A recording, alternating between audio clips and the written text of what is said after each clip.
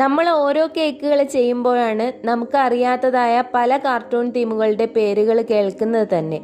അങ്ങനെ മുൻപ് കേട്ടുപോലും പരിചയമില്ലാത്ത ഒരു കാർട്ടൂൺ തീമിന്റെ കേക്ക് ഓർഡർ തന്ന ആളാണിത്.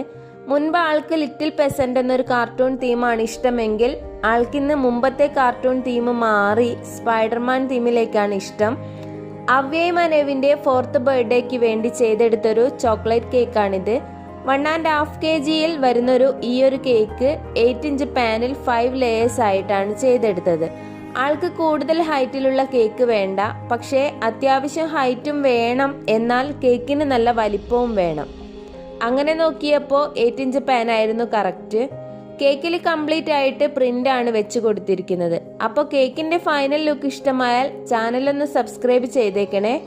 പുതിയൊരു വീഡിയോയുമായി കാണും വരെ എല്ലാവർക്കും താങ്ക് യു.